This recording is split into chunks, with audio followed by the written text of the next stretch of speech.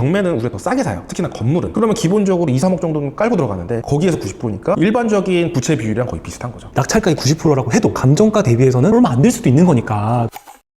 안녕하세요, 건물주님. 네, 안녕하세요. 대출 때문에 문제가 있어서 경매 나온 건물인데 또 대출을 받아?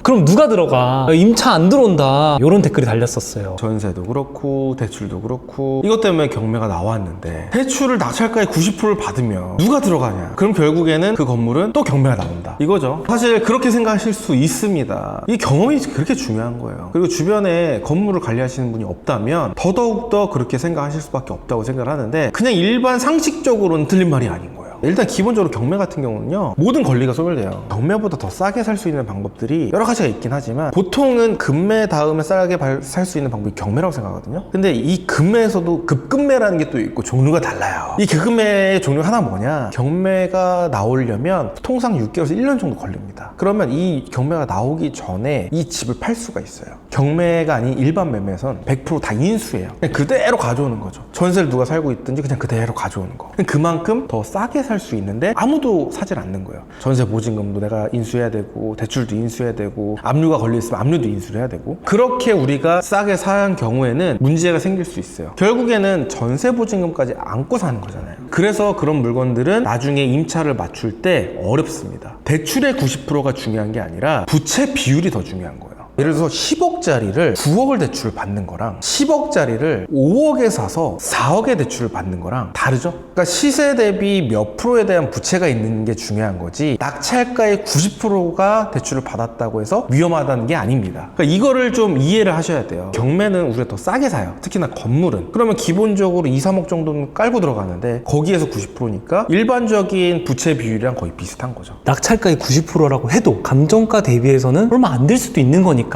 그럼 낙찰가액 90% 받으면 임차인들이 무서워서 거길 들어가겠냐? 라고 생각하겠지만 대출의 종류에 따라 좀 차이가 있습니다. 근데 대부분 낙찰가액 90%를 받는 거는 그 신탁대출이거든요. 신탁대출은 전세를 못 놔요. 아예 놓을 수가 없습니다. 전세 임차인들이 안 들어와요. 그럼 누가 들어오겠어요? 월세 임차인들이 들어오는 거예요. 월세 임차인들은 보증금 500, 1000, 2000 이렇게 걸고 들어오거든요. 그러면 사실 상대적으로 최우선 변제금도 해당이 될 거고, 그리고 내가 월세를 몇 달 안 낸다 하더라도 회수가 되는 부분들도 있거든요. 그래서 그런 부분들 때문에 낙찰가의 90%를 대출을 받았다고 해도 월세 임차인들은 편안하게 잘 들어오십니다. 그리고 만약에 정 불안하다고 하면 보증금을 좀 낮추고 월세를 올리는 방향으로 가도 상관없고요. 그런 건물들도 되게 많이 나오잖아요. 무피, 풀피, 2, 3천만으로도 월세 400만 원짜리가 나오는 건물 살 수 있다. 뭐 이런 말씀들을 많이 해주셨는데, 그렇게 되면은 내가 투자하는 돈이 되게 적으니까 임차인들에게 돈을 돌려줄 때도 가지고 있는 돈이 많이 없을 수도 있는 거고, 이거에 대해서는 어떻게 생각하실까요? 일단은 무피로 최종 세팅을 해서 월세를 받고 계시는 수강생분도 계시고, 3천 넣고 600 받으시는 분도 계시고, 처음부터 내가 3천만 원 가지고 건물을 투자할 수 있는 건 아니에요. 나중에 최종적으로 세팅을 했을 때 묶인 돈이 무피거나 3천이거나 5천인 거지 3천, 5천을 가지고 일단 할 수가 없습니다. 만약에 1억 2천이 들어갔다. 이게 초기 투자금이라고 하거든요. 초기 투자금이 1억 2천이면 취득세까지 포함된 금액이에요. 취득세가 뭐 1, 2천 나온다 치면 한 1억 정도 들어가고 2천은 취득세가 되겠죠. 들어간 상태에서 임대 세팅을 해요. 그리고 나서 보증금을 회수해서 최종적으로 해서 3천이 들어갔다 한 거거든요. 그럼 애초에 들어갔다가 다시 받은 거잖아요. 그래서 최종적으로 3천이 들어가고 600만 원의 순월세가 나온 거죠. 그럼 이분들이 나갈 때 한 번에 동시에 다 나가겠어요? 막 19가구가 있는데 6월 1일부로 19가구 임차인들이 전부 다 나가겠습니다. 이럴 일이 없어요. 근데 만약에 그렇다고 한들 초기에 1억 2천은 세팅이 안 됐을 때 들어간 돈이니까 이미 1억 2천이 나한테 있다는 거잖아요. 그렇기 때문에 다 나간다고 해도 문제가 되지 않는 거고요. 1년 동안 월세를 받은 게 있겠죠? 그만큼의 또 축적된 자산들도 있을 거고요. 그리고 이분들이 나간다고 해도 그 사이에 다른 분이 들어오면서 보증금을 받고 또 나가는 경우도 있고, 전세 같은 경우에는 요즘 안 들어오려고 하는 부분들이 또 있어요. 그런 부분들 때문에 반환을 할 때 좀 복잡하거나 아니면 이것 때문에 좀 보증금을 급하게 좀 줘야 되는 부분이라서 큰 돈이다 보니까 힘든 경우가 있겠지만 300, 500, 1000만 원, 뭐 두세 가구 정도라고 하면 충분히 순환이 일어나기 때문에 그런 부분에 대해서는 불안해하실 필요는 없습니다. 결국에는 내가 공부도 아직 안 해봤고 어떻게 원리가 돌아가는지를 이해를 못하다 보니까 막연하게 걱정이 되는 거예요. 그런데 누군가는 하고 있다라는 거는 되니까 하는 거거든요. 그렇기 때문에